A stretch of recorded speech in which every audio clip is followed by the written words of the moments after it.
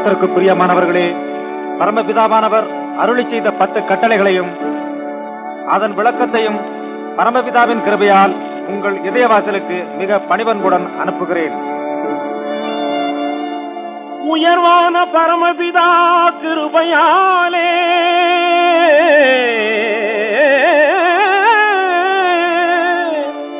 உருவான கற்பனையின் மகிமையாலே அறிவுடைய மனிதகுலம் இனிது வாழ அளந்து சொன்ன பொன்மொழிகள் கேட்கவாரி.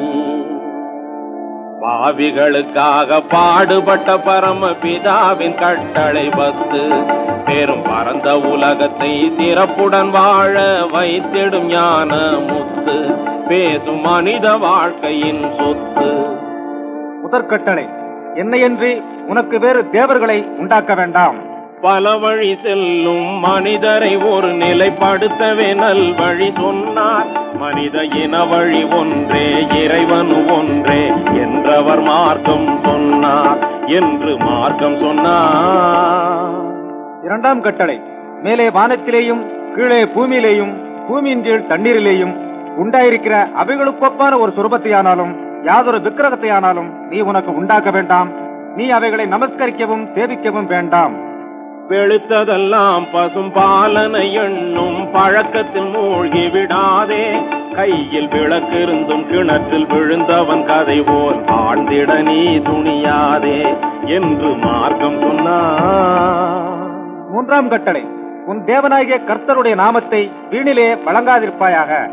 தேவனை வழிபடும் முறைகளை மறந்து அலைந்தவர் உலகத்தில் பலர் உண்டு.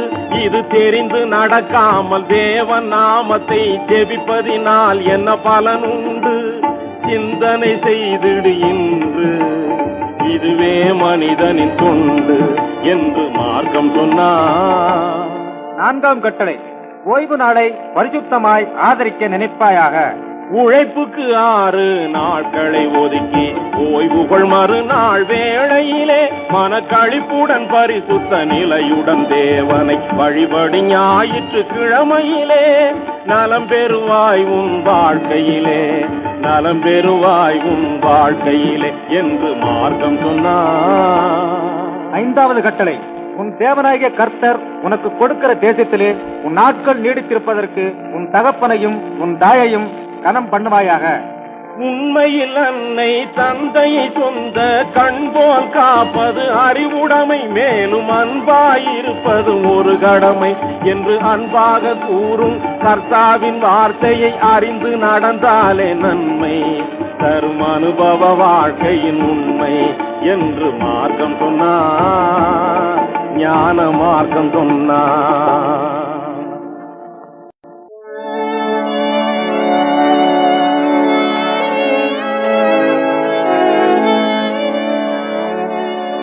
ஆறாவது கட்டளை, கொலை செய்யாதிருப்பாயாக.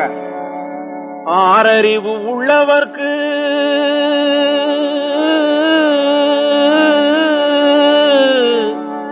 மன ஆத்திரமே பொல்லாது.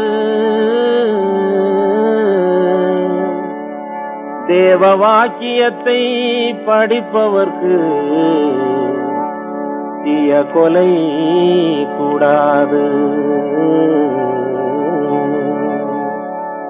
இழிதொழிலாம் கொலை தொழிலை செய்வதினாலே வாழ்வில் இனிப்பும் கசப்பும் 2மின்றி போகுந்தனாலே இதை எண்ணி பார்த்து உண்மை வழி காண்பதினாலே நன்மை இருக்குது பார் உலகத்திலே நீதி முன்னாலே என்று மார்க்கம் சொன்னார்.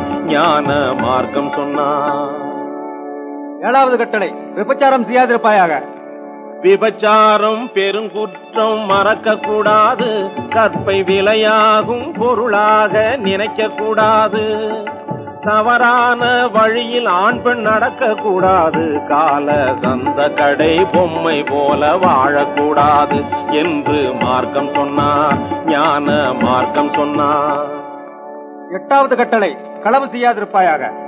அழுது பிறந்த மனிதனுக்கு கவலை கூடாது, அந்த கவலை தீர உழைத்து வாழ மறக்க கூடாது, கொடிய களவு தொழிலை செய்து வாழ நினைக்க கூடாது என்று கர்த்தர் சொன்ன பொன்மொழியை மறக்கப்படாது என்று மார்க்கம் சொன்னார், ஞான மார்க்கம் சொன்னார்.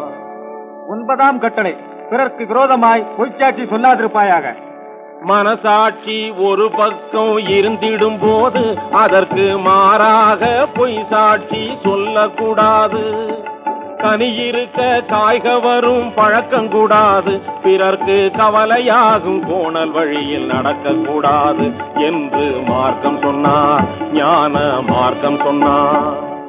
10வது கட்டளை, பிறனுடைய வீட்டை இச்சியாதிருப்பாயாக. மனிதன் பிறந்து அழிந்ததெல்லாம் ஆசையினாலே,